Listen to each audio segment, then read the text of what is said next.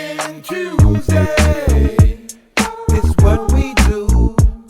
We just sit around, smoke a pound, and talk about what we do in the cannabis world. We gon' let you know how the business go on a brand new show. Talking Tuesday. Show you how to do it right. Yo. Welcome to Token Tuesday. You know the podcast series where we talk real cannabis issues among us, the real cannabis players. And, we in the house. I got Keith to my left. What up, people? I got Marco to my right. But guess what? We got Ruvy in the house. Hey. Hello. Ruvy in the house. So Ruvy today, here. I'm going to introduce Ruvy. Ruvy is not only going to be our guest for today, but Ruvy is going to be a permanent. Yes. Permanent, Yes. I said.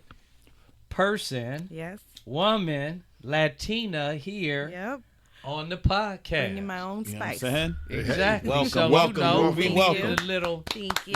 Yeah, that's right. You know what I'm saying? Thank you. So it ain't nothing wrong with a little salsa in your No. blood, right? A little flavor. That's right. So here we are. We gonna jump right on into it, y'all. You know who I am, your boy Virgil Grant. Keith Williams, Marco, and Ruvy here on my side, and we gonna jump right into some hot topics today. But hey y'all, the election. Wow. So who would have ever thought that the election would go the way it went? Now, I'm going to just keep it real, y'all. I knew he was going to win. I knew Trump Yeah. was going to win. Yeah. I knew no that. doubt in my Right. mind Yeah. Trump was going to win. Because he won when I just didn't And know winning. he was going to win by a landslide. landslide. Now, that was amazing for me. They didn't try to make it look like it, though, on when you was watching it. Oh, they made Oh, it. no. It was like, They tried to make it look like it's a- neck and neck. It wasn't this neck and neck. It's that. You know how media always want to put it out. Yeah. Oh, it's neck and neck. It's this and that. It's that and this. That shit was a landslide. Old Trumpy Dumpy made it president. What is he now? The 47th? 47. 40. He was 45 and 47, no? 45 and now 45 and 47. 47, baby. You know what I'm Hey, saying? man, 45, 47. Mark over there gang banging. Presidential gang banging. 45, 47. But guess what? Hey, you know what was real shocking? The Latino vote Oh, yeah. that came in for Trump. Yeah, Oh, yeah. so many Like- Latinos supported him. Yeah, a lot of, man, let me tell you something. I would have never guessed it myself. I would have never guessed it. If It you broke a think lot of about the families. position that Trump has always taken, I would have thought in my own mind that there was no way he was going to get that large of a Latino vote being a Republican white man versus a black Democratic woman, right? And her running mate being another white man. But, I mean, that was amazing to me. But then it made sense when you think about why that happened. Oh, yeah. When people come into this country, and they come into the country the right way, or people were born into this country, they feel some kind of way when somebody comes in and wants to jump in front of them. Right. It's like or cutting in get line. privileges and not wait in line or go through the same process that they went through. Mm-hmm. And I didn't understand it from that perspective Yeah. until it was actually brought to my attention in that way. And I say, you know what? That's like somebody jumping in front of you in line. Right. You're going to get pissed off.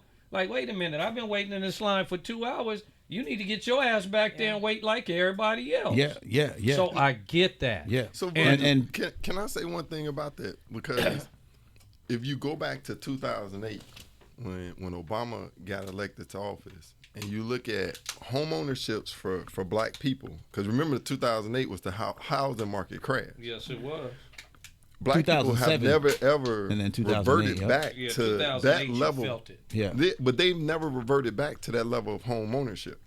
So we are at our lowest point in home ownership at any other class. So when you think about this, I always tell people that you have to keep an eye on where did you start at, where are you at right now, and what actions are you actually doing to recover or get more people back into it. Only reason why I bring it up, they specifically said, hey, we're going to help first-time buyers, first-generation buyers. So that means if your parents bought a home back in 2008, you didn't even qualify for most of that stuff. And that's the main, and I start pointing out to people like, well, wait a minute, who exactly are they qualifying for these homes? So to your point, they put them in front of everybody. The people with the lowest home ownership, the people that wanted homes, and it's like, what type of America are we in that they not as smart as the cell phone companies? We're going to give this deal to old and existing customers. Yeah. That ain't the way they did it, though. Yeah. And to go back to what you were saying, brother, my family being Panamanian and Colombian, I was already aware of that because the Latin community, we don't go out there and like actually reveal that we're voting for Trump. Yeah, we're not like that. Like, no. I told my daughter, I was like, because she's like, oh, everybody's now that Trump won, all the Trump supporters are really out. Yeah, because we're different. Like, we're not the type that talk and hype shit up, because we know our shit counts quietly. Right. You know what I'm saying? Like, I don't need a yap. And then we know kind of the scrutiny that you get. So Trump has always gotten mysterious people that are sitting next to you and you don't know their intention, but their intentions is for him. Exactly. But we don't like to talk about it, reveal it, and put ourselves out there, because at the end of the day, that's not what matters. What matters is what you sign on the paper. Yeah. You know what I'm saying? And a lot of us, we come from that understanding. My mom, all of us, that came, that like they did it the hard way. So everyone does feel some type of way. Well, you got to think about the older generation and the political landscape, right? When you think about the older generation and the political landscape, it's very different, because they had different trials and different tribulations in their landscape, right? So when you think about not only the older generation, but you think about an older generation where somebody came from somewhere else, you think about the political landscape in different countries. Political landscape in Jamaica can turn to death. Big time. Political landscape in Haiti can turn to death. In Venezuela. Yeah, Mexico, in Puerto Rico, all of in it. Cuba, in Panama, all of those countries, Dominican Republic, even Salvador. if you go to the Middle East, the political landscape can turn to death quick. Yes. We are one of the few countries that has a true democracy. On the political landscape, and you can vote for who you truly want to vote for with no fear of any type of retribution. Right. From in like, the sense like of society. physical retribution of someone attacking you. Yeah. In those other countries, you line up with the wrong political party and you're off with your head. Yeah. That's like I grew up my Jamaican side that you could not, I couldn't introduce, if I didn't know who my uncles or people knew, I couldn't mention too much, because if they were from different political parties, it's not like that right now no more. But when Portia and these other people were there, absolutely. Well, like with the Jamaicans, you could not name what it's like Democrat or Republican, basically, because there would be bloodshed quick. The killing part about it, when I was in Jamaica, my first time in Jamaica, and I went to Jamaica, and I tell this story, and all my Jamaican friends and anybody from Jamaica say, boy, you was crazy. So I flew into Kingston by myself. I'm by myself traveling. I flew into Kingston. I rent a car. I'm driving from Kingston to Mandeville. So we talking the bottom of Jamaica to the top of Jamaica. And in one line. On the wrong side well, of the road. it ain't in Jamaica, ain't nothing one line. Right. Although they'll say, so you go down there, so, and straight. Right. But ain't nothing straight about it, right? Right. As soon as you go down there, so, there's a turn, and then there's another turn, and then there's a roundabout. Go to the roundabout, go to that roundabout and straight. Hey, if you don't know the term roundabout, you gonna be lost. Hey, what do you mean by roundabout? Like roundabout. We don't have roundabouts out here, but anyway, I went there and I hopped in, I drove, and I stayed a night in Spanish Town. I was there during the political landscape, and during that political landscape, it was treacherous. I mean, things were popping off with the the PLM the PLM party. And there's whatever the other party is. But it was vicious. We talking, I think this was around 2000, maybe 5 7, or 6, yeah. 7, 8. A lot of bloodshed was going on between '04 to like '07. Yeah, and it was vicious in Jamaica during that time. Wasn't really I would say maybe during that time the safest time for someone like myself to be there. But I didn't know, and when you don't know, you don't know, and if you don't know to be scared, you ain't scared, right? Right. You don't know to be nervous about something, you ain't nervous about it. Well, shit, I didn't know, so I was just rolling like I roll, shit, and you come from where places I done came from and seen the shit I done seen. Ain't nothing amazing to me, right? So I'm driving and I take a wrong turn. And end up in the Tivoli Gardens. Now, if y'all don't know anything about Tivoli Gardens, y'all go watch a documentary on, I think his name is Brown, is his last name. But anyway, he was a kingpin in Jamaica. Oh, we talking about Tivoli Gardens is a place the police don't go. They finally took him out. That's when they had to they go got get him him like out, in but it 2011 or 12 or Yeah, something it like took a that. hell of a gun battle to get that because boy his people up was out of his there. people was fighting for him. Oh man, them people in Tivoli Gardens wasn't playing. Yeah. But long story short, I took a wrong turn in Tivoli Gardens, and man, when I took that turn, not knowing where I am, but could feel the energy. Yeah. And the energy was so thick. Like dudes was standing on the corner looking. His name was Tivoli, no, or Tilly or something like that. Tilly or something. No. Can't think of his name, but I'll think of it in a minute. Long story short, I'm there, and I could just feel the energy thick, and I'm like, okay, yeah, this is something different. So you know me, I just kind of lay back in my car, lean, turn my music up, got my little reggae music playing, roots and culture, and I'm just vibing. Because I can't be focused about nothing else, but how do I get the fuck up out of here? Yes, sir. You understand me? Because I could just tell I took a wrong turn, right? Long story short, made it out of there, no problem, no hassle. Bam, hop back on the road, stopped, asked for some directions, pointed me in the right direction, and I was on my way to Mandeville. But man, a Jamaican, you tell them that story, they like, boy, you crazy. To be traveling in Jamaica for the first time ever in Jamaica. Yeah, and by myself in a car that everything is on the wrong side, so to speak.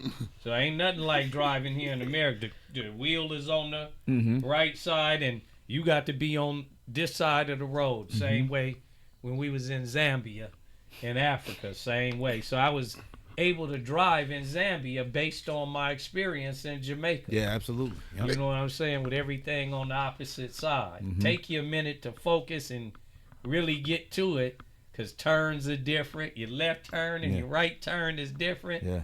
You know how you passing people, like, you know what I'm saying, on the same side type thing. It's crazy, But because everybody on the left. Yeah, so. But no, you know what freak you out the most? You sharing the road with a car, and there's a goat on the side of the road that you can't hit, and like it's just, and then there's people trying to pass in between it. So that's you right. better pay So attention. we gonna jump right into it. We took a little time to talk a little politics and some bullshit. But Ruvy, talk to us. Tell us about yourself.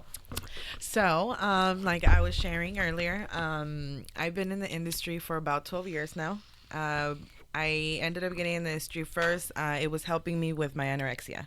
So at 16, I would have trouble eating, and someone told me it would give me the munchies. So at a DP, I rolled up a joint with my friends, and for the first time, I ate a complete meal. So I immediately started to use it, when I could, and fast forward to when I'm 20 years old, I get into a car accident, and I was at a red light. The car crashed into 3 cars behind me at going 80 miles per hour, and it broke 2 of my lower discs. So for a few months, I was in a lot of excruciating pain. So I told my plug, I'm like, hey, someone told me that weed is supposed to help me with pain, but your weed just gives me hungry, So he's like, you got to go to a dispensary. It was when it was before Prop 64. 215. 215, yes, there you go. And so I went and I got my doctor's recommendation. I went into a dispensary in Long Beach, and when I went in, I'm like, I need that OG. And, you know, they start laughing, and they're like, do you even know what that is? I'm like, no, but they told me it's going to help me for my pain. He saw that I was limping, and, you know, he took the time to educate me and asked me if I've ever seen a plant, and I hadn't. So he's like, do you want to see a plant? Because I only seen what, you know, a dub would get me. I only knew that. So he takes me into the back, and I immediately I'm like, oh my God, you know, I fall in love. And I'm like, is that one sad? And it was a plant that needed water. And he's like, yes, how'd you know? I was like, because she's the only one that's down, you know? He's like, do you want to work here? And I'm like, I can't walk, and I don't know anything about weed. Like, I just know that it's going to get me hungry.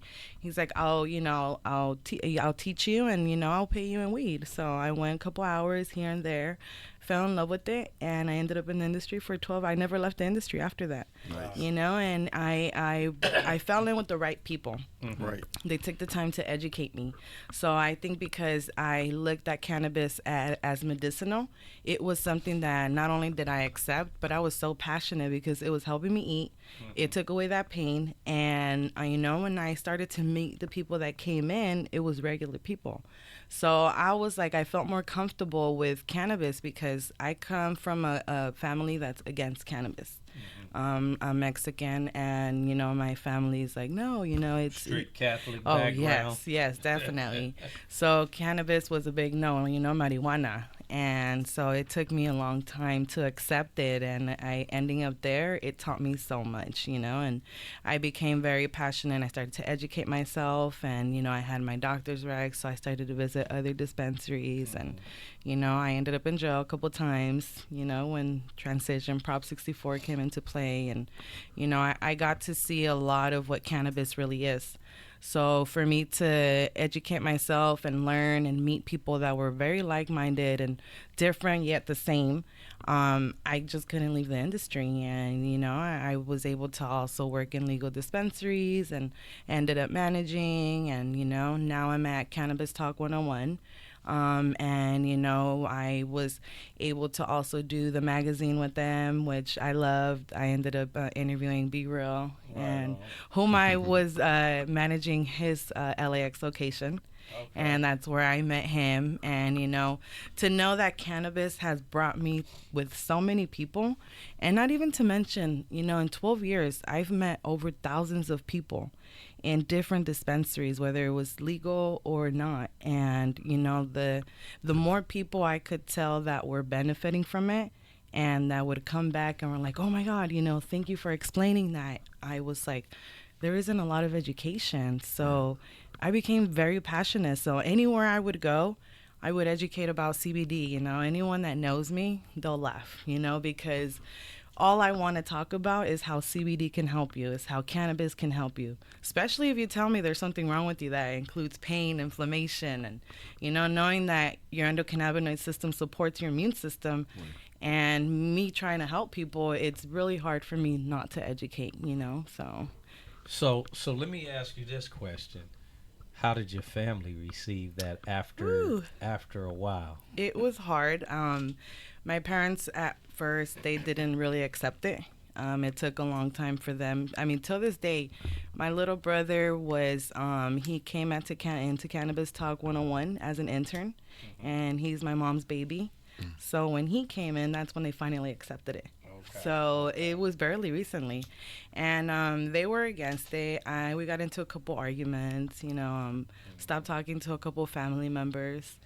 But it's just something that helped me, and that not only helped me, it helped so many people. Yeah. And it's something that you can't deny. And it's like, I don't care what law is in play. I don't care how many people have been in jail. I mean, I've been in jail for it too. You know, the truth is the truth. Right. And absolutely, if we were created like this, God created us like this, and we're all humans, like, I'm not going to hold myself from letting you know. So I always tell people, you can stop talking to me, but I believe what I believe. And, you know, I'm not going to leave the industry. So tell us about your, because you mentioned a couple of times Oh yeah. about your jail experience. Oh yeah. Hey, So- you know what I'm saying? A bad girl over here. She done been It to got the dropped at pokey. least 4 different times. Yeah. Actually, yeah. 4 Hey, different she done times. been to the pokey. Yep, I have. I was in the fishbowl, and, so I ended up in jail for managing dispensaries without a license. Okay. One of the times I was at a traffic stop, and I went in for brass knuckles. So I also have, felony for brass knuckles. Felony for brass Yeah, knuckles. I She didn't was know ready they to still give those. Punch somebody. Wow. Shit. Now, Having let brass me knuckles, ask you this. You she said managing the dispensary without a license. Was Yes. that under the what was that? The prop Prop D. Prop It was D. Prop Was that Prop under D. Prop D? I believe so. Yeah, because Yep. that's when they were going That's after. when they were going hard. Yeah. Yeah. So that was probably under Prop D. What Yeah. year was that? Do you remember? 2014. 2000, yeah. I was gonna say 2013, 14. Yeah, that was around Prop there. D. Yeah. So Prop D came in. For y'all out there that don't know Prop D, Prop D was brought in to so-called regulate dispensaries, Zoning. but and zoning. Mm-hmm. But realistically, it was to get rid of a lot of people in the industry. Oh yeah. And Prop D actually hurt and harmed a lot of owners, a lot of legacy owners too, a lot of pre-ICOs Yeah. that I know got hit by Prop D. There's this one cat that had a dispensary located on Normandy and I want to say Adams. And he owned the gas station, and it was the dispensary Right connected next. to the Yeah, gas that was station. popular back then. Amarul was the brother's name. He had that since the early days. 2007, went down and registered the whole 9 yards. Good to go. A church popped up across the street. 1,000. In maybe years later. So we talking maybe 2010. Now he registered in 2007. So we over 2007, 8, 9, and then 10. A church pop up across the street. Matter of fact, one of those. What do you call it? Iglesias, I think it is. Yeah, Iglesias. Yeah, it's a church. Yeah. Iglesias. Iglesias is It must church have in been a Spanish, Catholic but yeah, church. absolutely. Okay, so but one one of of the those little hole in churches, the walls, though. You That's talking what about? it was. Yeah. Popped up, and so they hit him for being next to a church. Wait a minute, the church came next to him, After, not him next to the after. church. All right. Yeah.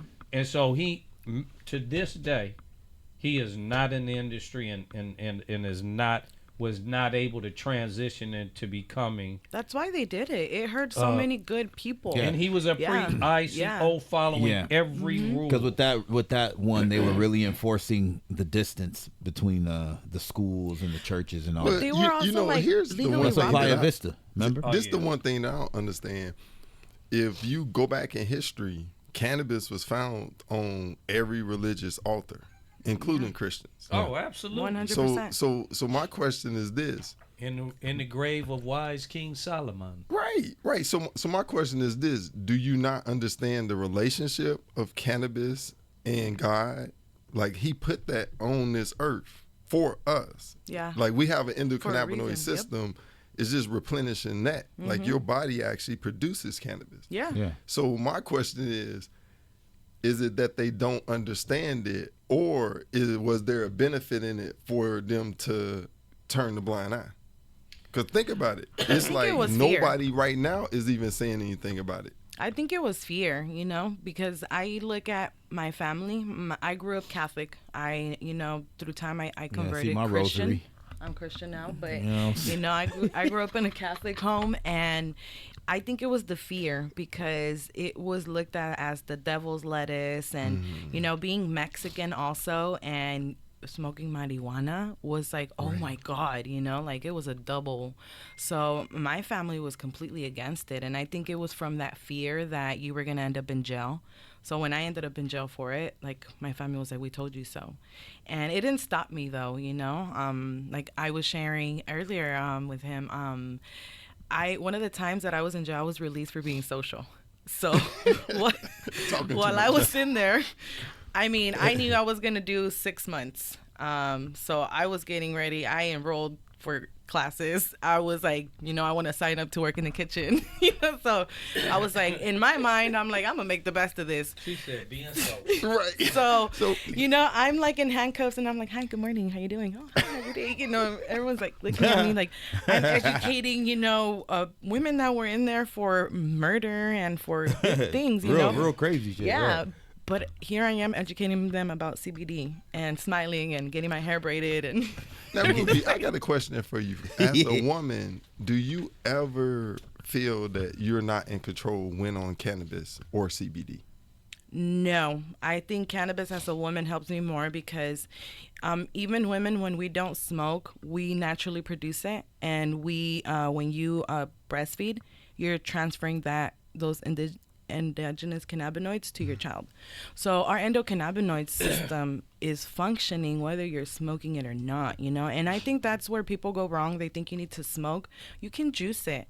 There's so many different alternatives, and I think it's just the lack of knowledge. When I juiced cannabis, I was only smoking maybe once a day, and that was just socially, and I use it to eat. And I also use it for pain.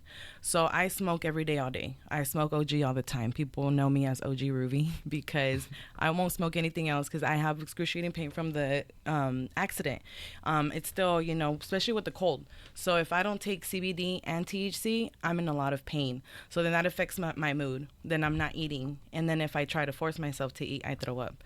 So people don't understand what I go through. People are like, you're a Latina, you're a girl, you're a mother, you're smoking. Oh my God. Like I've got judged. I've had people not talk to me. In jail, I would hear how, a lot of people opinionate about cannabis and they make you feel some sort of way. But the fact that it's always helped me, and my pastor told me, it's in the Bible, anything that's a bearing seed. Genesis. Yeah. 125. Y'all better go read about it. Look it up. It's funny that you say that because the first thing I think of when you say I'm a mom, I think of soccer moms. Yeah, and my kids are in soccer. Up to, like choo-choo trains, you know what I'm saying? They vaping or they eating gummies or whatever. Yeah. So it unfortunately, there's always a double standard with 100%. Things. It's either have to do with education, it has to do with either your financial status, or it has to do with your race. Yeah. Those are the three things that can divide people. Who is dividing me, And so because you were a Latina, and you were not a soccer mom, financially well off, you were looked at different. Oh, yeah. But had you been what they considered to be this highly educated woman, it'd be different. Had her stuff together, and your skin was a little paler, then it might have been a little more acceptable. Yeah.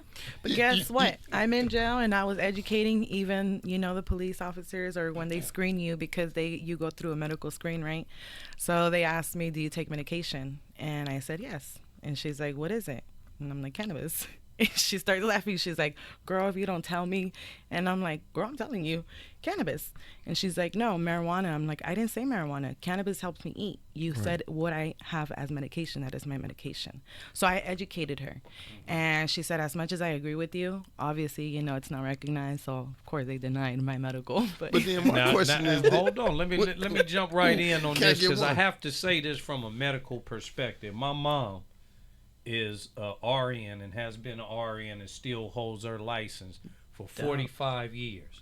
She calls me up to say, do you know I have a section in here to renew my license that talks about cannabis? That's beautiful. You see what I'm that's saying? Beautiful. That's beautiful. This is where things are. So now that lady that was at the jail, which she's an RN at the jail, now when she renews her RN license, we'll be taking that same section, because that is standard for the state of California license renewal. You have to take that. So God forbid I end up in there, it'll be a different conversation. Oh, it'll be a whole different conversation. But see, this is my question, right? So you have those people that's going to scrutinize your method of pain control, right? But then once we had the synthetic opiates, and you got thousands of people addicted to it and dying, which no one has ever died from cannabis, from overdose. What was did anybody come back and say, hey, you know what, you were on to something, hey, can you tell me more? There's been a lot of people. There has been a lot of people. That time when I educated her, she agreed, but they had to follow standards and they don't recognize it. But there's been a lot of people that come back and they're like, hey, you kind of were right.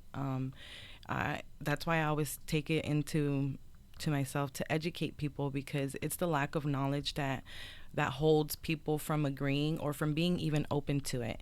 And I just think it's one of the worst things as human beings, that we're born with something that grows on the earth and it's dividing so many people. And it's divided me, my family, with friends, and I've gotten fired. There's been a lot that I've had to lose because of my belief. But I believe in God, and nothing's going to change that. And you can't change what you're born with. So one of my biggest things, and I'll argue till I die, it's like, how can you be against something that you're born with? And especially when you tell me you're religious. And I've gotten into religious arguments with people because, when I converted from Catholic to Christian, I was going through a lot at that time. This will be a subject for another time, but during that time, my kids had gone through something with their dad where, court ordered. I legally got custody from them forever. So I was going through a lot, and at the time, my parents were blaming me being in the industry. So the court actually turned against me because my ex said that I was a drug lord, but I was managing dispensaries. So it affected the decision. So since I was going through so much, I moved away, and that's when I felt the need to look and seek God. So I asked my neighbor, who I had just met, can you take me to your church? And it happened to be a Christian church. But when I walked in, I just felt like a big relief come off my shoulders. I just started crying, and the women around me started praying and started speaking in tongues, and I had never heard that language.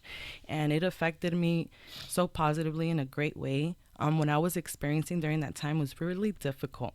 And I don't think if I would have gone through that and kind of opened my eyes to God more, I would have turned to drugs or something different. And I have a very addictive personality. And I would have got hooked, So I thank God that, a lot of things at that time were hard for me to understand.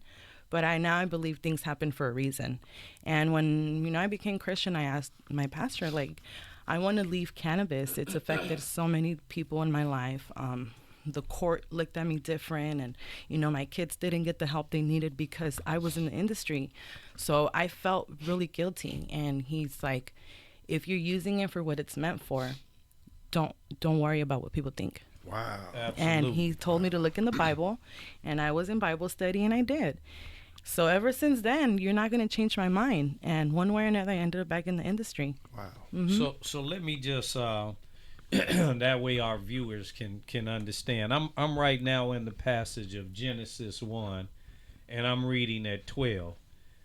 Genesis 1 and 12. And the earth brought forth grass and herb, yielding seed after his kind, and the tree yielding fruit, whose seed was in itself after his kind, and God saw that it was good. Mm-hmm. Now, one thing we know if we read the Bible, and I'm a Christian as well, so when we talk about reading the Bible is not a mystery. It tells you exactly what is, mm-hmm. and it tells you what ain't. Yep. Now, when you go into Leviticus, there is nowhere in there saying that don't partake of the herb, but it will tell you what don't eat, what not to eat, mm-hmm. and what to eat. Right. And then, of course, when we come to the New Testament, it talks about blessing your food, and you can eat any and everything, basically, is what the Bible is saying. But mm-hmm. in Genesis, in the beginning, and we have to, as Christians, we understand that when Jesus came, he didn't come to change the law, he came to fulfill it. Mm-hmm. So everything written mm-hmm. in the Old Testament is pertinent to this day in the New Testament and in today's time. 100. Mm-hmm. So if God said it was good, it was good. It was good. And there was during that time there was an incident that happened that also changed my life forever. So being a Latina and growing up where I grew up, there was times where, don't take this wrong, but I would fear a black man. I was afraid, you know? And so I was out there by myself with my 2 kids. And I was separated, and I didn't want to talk to my family because they felt some sort of way. So I was struggling. I only had what I had saved, which I had used that to get my apartment.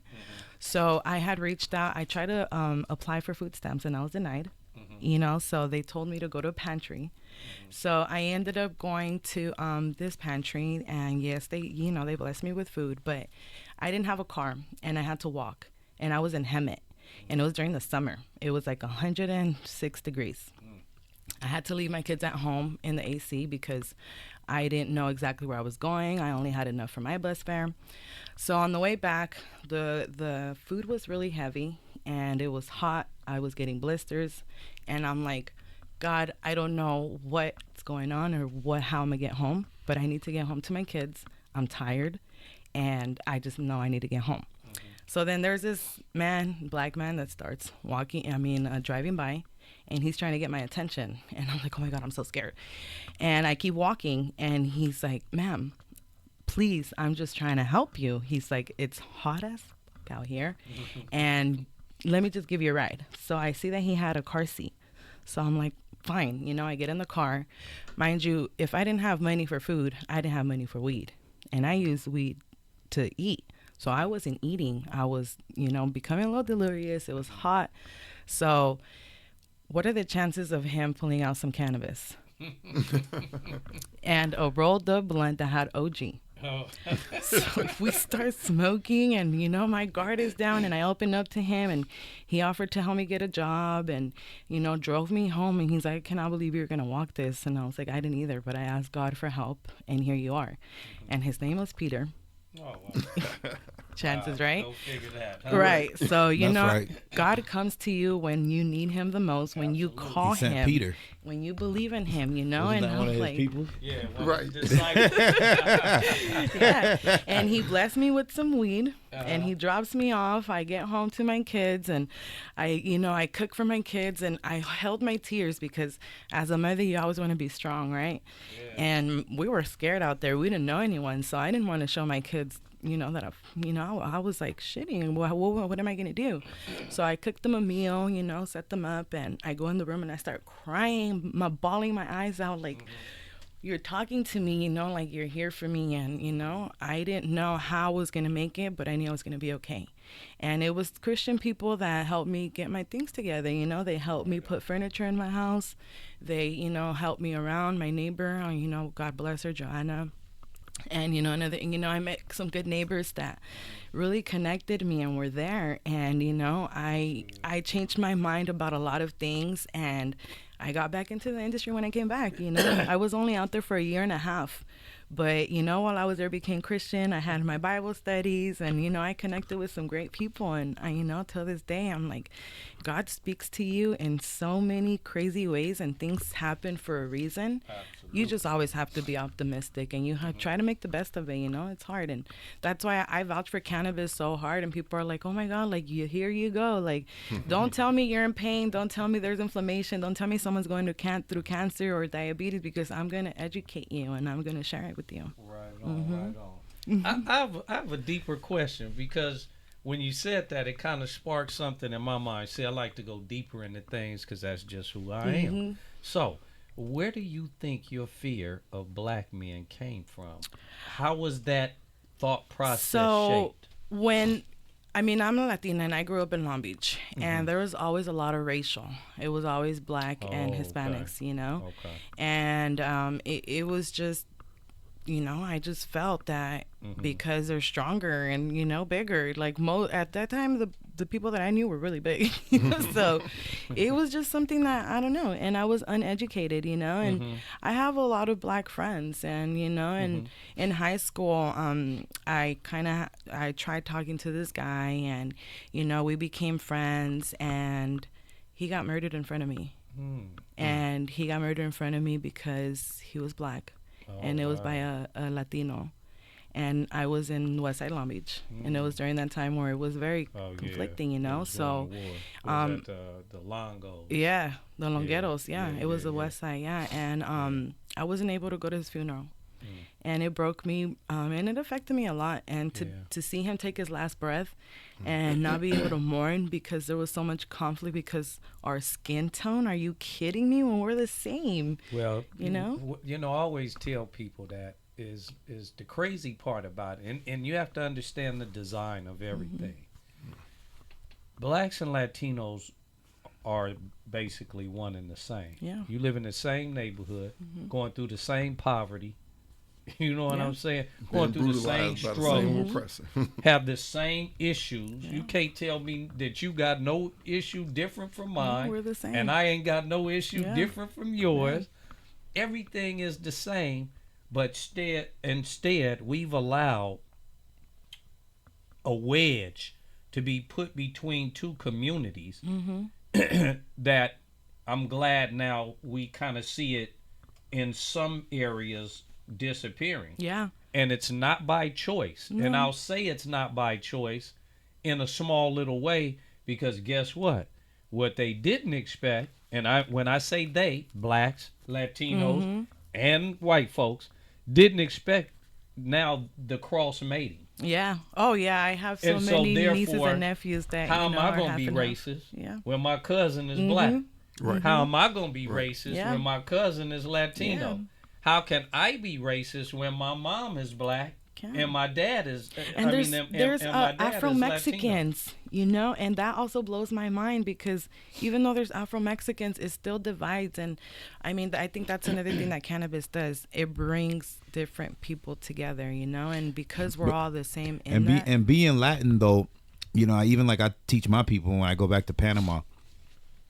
The skin, it's what do they call it? There's racism and then there's colorism. Right. Yes. And colorism doesn't matter. It's just you're Chinese and you're darker than the other Chinese, Korean and you're darker. It's just colorism. It just exists. For some reason, their pigmentation bothers somebody. Well, you think about like somebody. And I'm glad, when you brought that up, it sparked something in my mind. I remember how the Japanese and the Chinese used to talk of one was darker than the other, and so one was looked down upon versus the other. Colorism. Even in India, you go to India and regions in India, I think south or north. I think north is lighter, south is darker, something like that, or the northerners are darker or something like that. I don't know it, but they also all regions. You said go to India right here in America. Jack and Jill. If you were darker than a paper bag.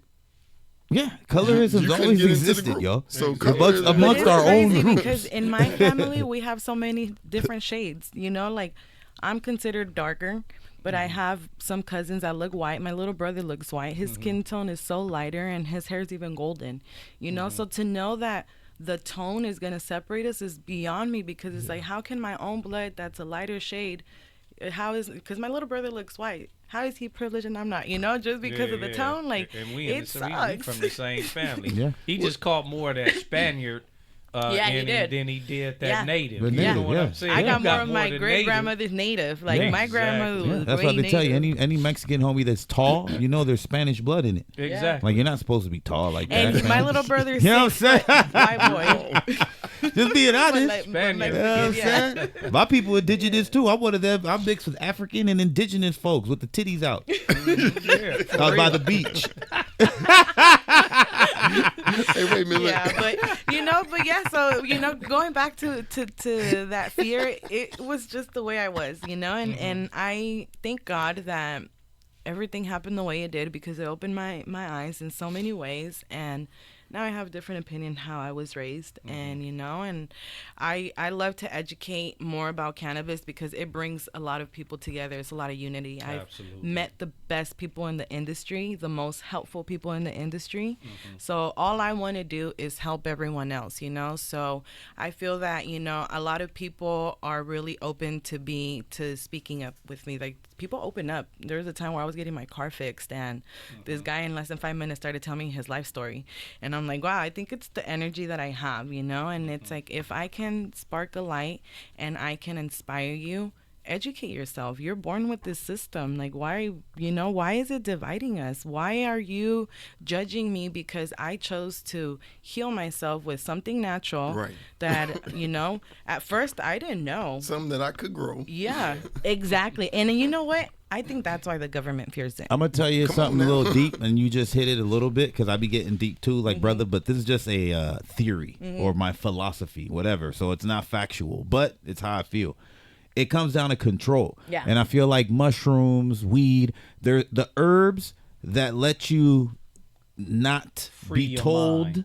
Yeah. and be a follower. Yeah. Is the stuff that they're gonna remove. They're Yeah, free your yeah. mind. You know what I can't mean? be Because it controlled. will It free frees your your mind. mind. So it makes you challenge things. Oh, It makes yeah. you question things. It makes you say, I don't know. And people don't want to hear that. It makes you analyze. It makes you things. analyze. So it's like I nobody think want to. that's why they released me, because there was women in there that were like prostitutes or they were addicted to drugs, and they were asking for help, and they're like, where can I find you? I'm like, I don't think you're gonna be able to, but when you get out, if you get out, look for places that are CBD, and like, what is CBD, and educating them. And they saw that I was educating and people wanted to hear, and I was getting along with murderers and people from different walks of lives, and I was able to humble myself and connect, because we're alike as much as we're different. Absolutely. So I got a question, because you guys were talking about like the deepness of this conversation. So I read an article about mushrooms, and what scientists are saying is that it's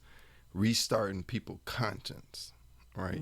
And when I was like reading the article, I was like, wow. But I just remember in scripture it talks about the renewing of the mind, and in the end time, how we'll be able to see the evilness of this world by just the restart of your conscience. Yeah. And it's like, do you think that these things are, because they existing now, like we're at that time? Well, they've always been existing. So you think about herbs always been existing. Mushrooms always been existing. It's not The something. only reason why I asked that question, remember 2019, we had the HR 1242 that ended slavery. So now it's a free man that now where cannabis, mushroom, and this free man is all there together, occupying that space. And what I'm asking is, like, have we ushered on those last days? Because that's where it talks about the renewing of the mind in the last days, where you'll be able to see this. Yeah, well, I mean, not to go too deep into it, but you could look at the sign of the times right now, how things are going, and like stuff you didn't see if you weren't, I guess, in these type of situations, environments, or communities or countries. There were certain things you didn't see. Yeah. But I think now, especially with social media and everything else, nothing is censored anymore. That's true. So you wonder why we are born with a callous generation, or why that generation is born callous, is because they've seen stuff that we didn't grow up seeing. Some people didn't grow up seeing that. Yeah. You have people that have come from other countries that did grow up and see that, and they fled from that to get over here, and hopefully it didn't make them callous. But if you have somebody that has been seeing that over and over, and it's just like a soldier And that's why that I has like. gone to war, Yeah. he's seen somebody get their brains blown out. The first time, he's devastated. Guarantee you, I don't care. There's no human being that won't be devastated the first time they see that happen. The second time, it becomes a little easier. Yeah. And the third time, It's I've seen normal. it before. Yeah. The fourth time, it is what it is. Yeah. The fifth time, we doing our job. Yeah, absolutely. It now becomes that get desensitized. transition Yeah. of desensitizing yourself Yeah. emotionally, and that's what we've seen sometimes in our communities. Yep. And wonder why these youth are so quick to pull a gun out, Because or they've so already quick seen it, done it. to do whatever. One, because they've been raised, unfortunately, in a single parent home, and sometimes that parent is so busy working and trying to provide for those children, they cannot really be there to raise that child, right? Then when you do try to raise and discipline that child, then the government steps in and wants to tell you how to raise your child, right? Oh, no, you can't hit them. Put a child on timeout. fuck a timeout, because I ain't never had a timeout in my house. Whooping. Time to get that ass We had that whipped. chancla You or understand cable. what I'm saying? Because now we see that if you don't chastise your child, and we go back to the Bible, real child in the way of the Lord, they will always act that way. Spare the rod, spoil the child. There you go. You know, there are so many different sayings that we understand about that. But look what happens now. Once the government stepped in and took control of our household, and we stopped doing that, we now have a different set of children that do what they want to do, how they want to do, talk crazy, no respect for their elders, will have any conversation in front of their elders, which we never. Oh, sorry, Miss Jones. Sorry, Miss Johnson. And, oh, Miss Johnson, yeah, I'm going to tell your mama. And, oh, Miss Johnson, I'm sorry. You know, we didn't want that. But what you have today is a group of a generation that lacks all of that, because they are not getting the proper raising that they should. Attention, Once a again, lot of things. because the government stepped in. Yeah.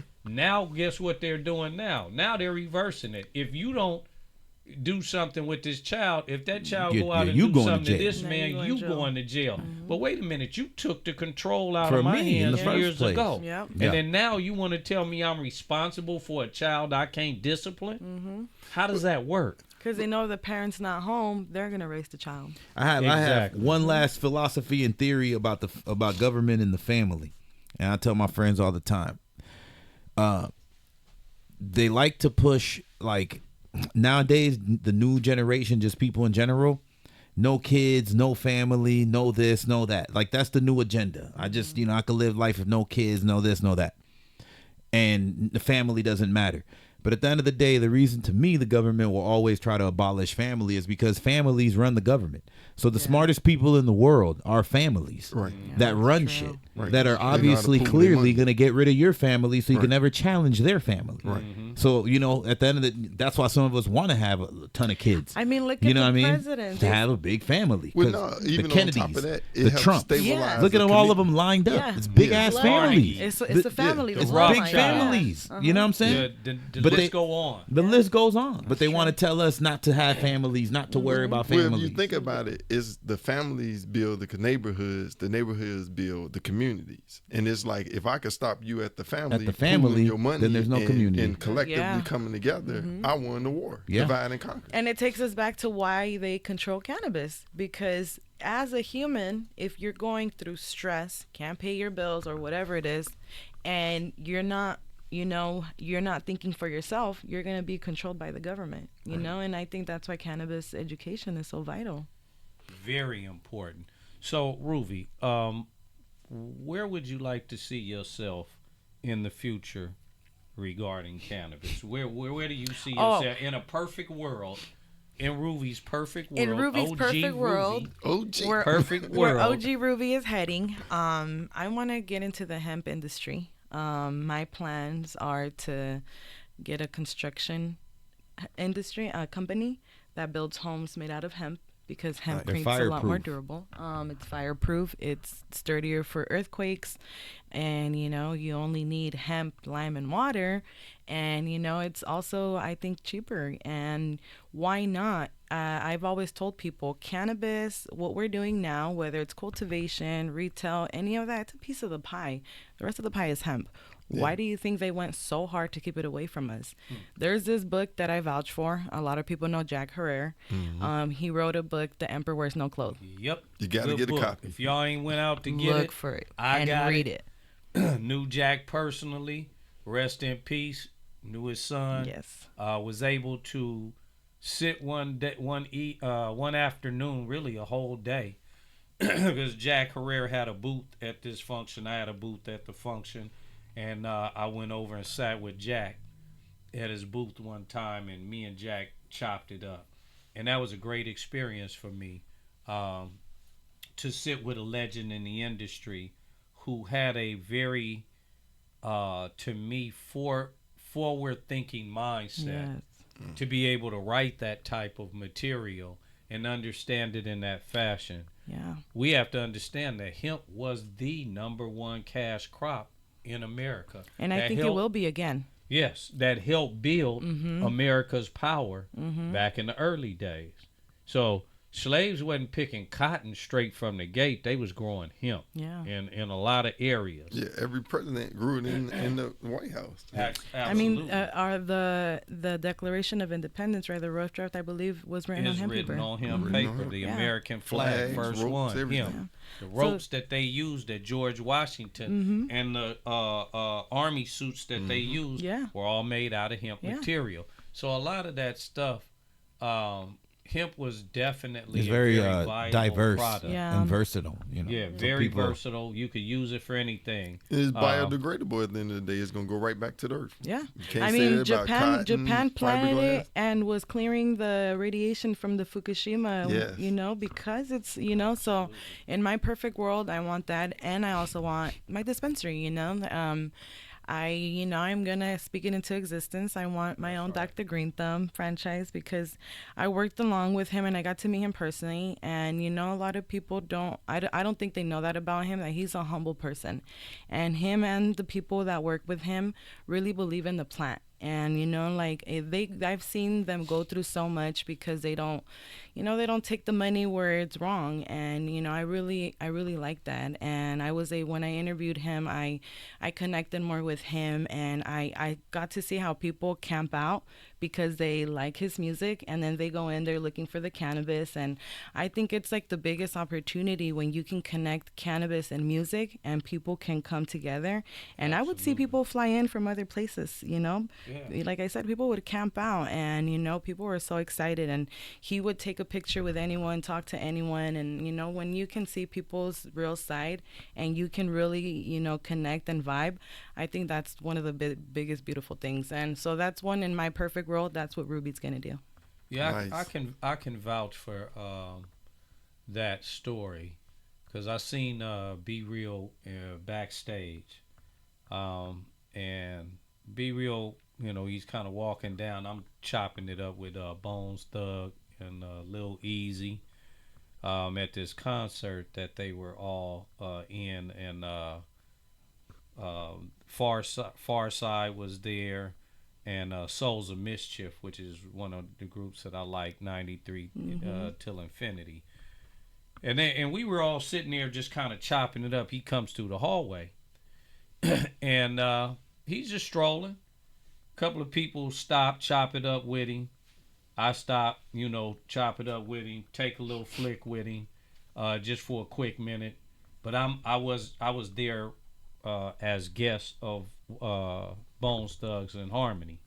So I, you know, chopped it up with him real quick like it. He was on his way, and I didn't want to, you know, I'm not there to get in the artist's way. I was just there because I was invited there. But I really felt that, you know, him being a very genuine and real person. Nobody around him. And you can always tell an artist how me personally, I've been around a lot of artists in my life, from all the Death Row artists to even before that, and Easy and them back in there. I've been around a lot of artists, Compton's Most Wanted, the whole 9 yards. So I watch their vibe and how they roll.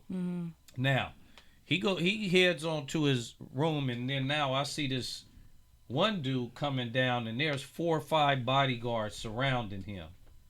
Now, we in this concert, and this concert is like an old school concert. These old school artists that really have kind of, I mean, and let's be honest, are going towards the end of their career, where they almost like the Isley Brothers or the OJs at the very end of their career and fading out.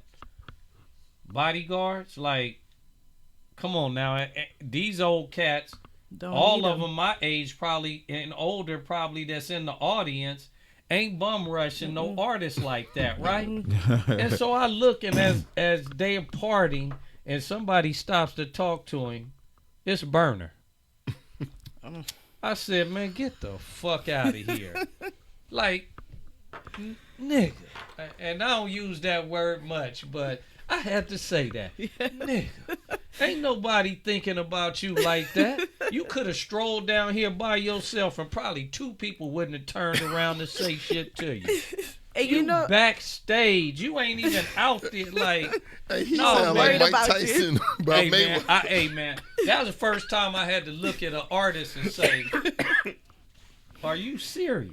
and you know what? One time I asked, Like you want to be more than what you are?" I think it gets to their head, you know. But I don't know. But you know, At a when 50 and older concert, you got come on now, you got to knock that off. You know what I'm saying? Half the people in the crowd was on Geritol. I mean, maybe Oh, it makes man. them feel some sort of way, Oh, you know, man. to walk with bodyguards. But I remember this one time I asked Pedro, who works with B-Real, I'm like, why doesn't B-Real have bodyguards? And he's like, because he don't need them. And I asked B-Real one day, I'm like, why don't you have bodyguards? I don't need them, Yeah, you know, like exactly. I got I'm, street you know, credit. and it's the realest thing I could have heard someone say. So You know, it's funny because, and we gonna wrap this up, but it's funny that I've seen real artists. I'm talking about real artists that didn't want no bodyguards around. Muhammad Ali did not want bodyguards around him. they don't need them. Muhammad Ali said, "Man, I'm with the people." Right. Mike Yeah. Tyson, back in his heydays, didn't have bodyguards around him. I think when He had you don't homeboys, fear, but he didn't have bodyguards. You know, and there are some other real people that I could think of off the top of my head. Like Tupac really didn't like bodyguards around him. yeah.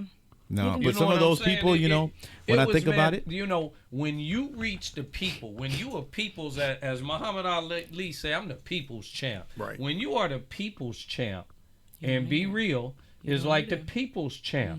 When you're that type of person, yeah. no matter what your artistry is, you don't need all that around you. No, Because no. the people love you. Yeah. And they will protect you. Yeah, and what all those people have in common is what you say. They got the people's love, but they also carry themselves differently because they're for the people. They don't rock jewelry. So being around my artist friends, the ones that be with bodyguards, they're really paying the bodyguard to protect the jewelry. That Because makes if you're sense. wearing a $500,000 chain, it's not to protect you, it's to protect the chain.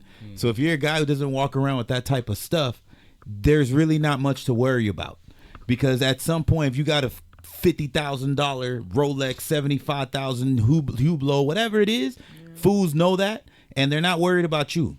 They're worried about your jewelry. So a lot of Muhammad Ali's, all these people, if you notice, they just wore plain. Denzel Washington could walk wherever because he's not wearing any of that. But even a nobody, even a guy that's a nobody that you'll never know, and he's wearing $750,000 on his body, you will see him with bodyguards, and it's not because you know him; it's because of what he got on. Yeah.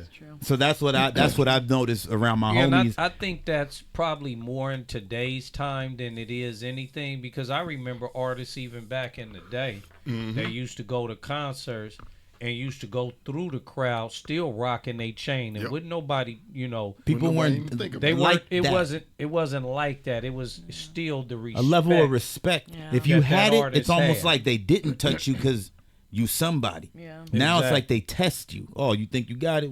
Oh yeah. You know, that's and that goes to the generation Generation, that we're yeah. dealing with now So that different. don't have that There level is of none. respect. There is nobody that they pay homage to, right? They mama didn't whip their ass. Right. So if somebody cusses them out Yeah. or says something bad, they in their feelings. Yeah, yeah. Any man that gets in his feelings because somebody said something to him ain't a real man. No, That's true. it goes back Ain't to a made real men. man. Like, you know what I'm saying? A real man can have somebody say something to him, be like, shit, to say something to me that somebody ain't said to me. yeah. Call me something that I ain't been called. You know what I'm saying? Then I might get mad. Yeah. Or remember back in the day, we you know, you get mad and your friend fire you on you. Be like, oh man, my mama hit me harder yeah. than that. Come on, man. You know what I'm saying? Come on My now. mama hit me Yeah, harder than yeah, that. yeah. But the problem is we've never had that. So as soon as you barely brush up or touch one of these young cats, man, they getting hyper and all bent out of shape, want to Yeah. pull out a pistol, want to fight. Yeah. Half of them can't yeah. because they ain't been in They ain't nothing. been. They ain't You been. know what I'm saying? No. They About can't that. take a hit No, you because can't. they ain't been hit. Yeah, yeah. You It know falls what on I'm the saying? parent. And that goes to like the Italians calling themselves, sorry about that, made men. In today's day and age, there's no title that I won't cross the line. Right. There was a time where achieving success was what kept people away from you, because it's like, you know, to get to where I'm at, I put in work, and I got Exactly. backup, and I'm protected. Now you get challenged. It's like made man, made whatever. We don't give a damn. Yeah, it's All the rules are out the door. different.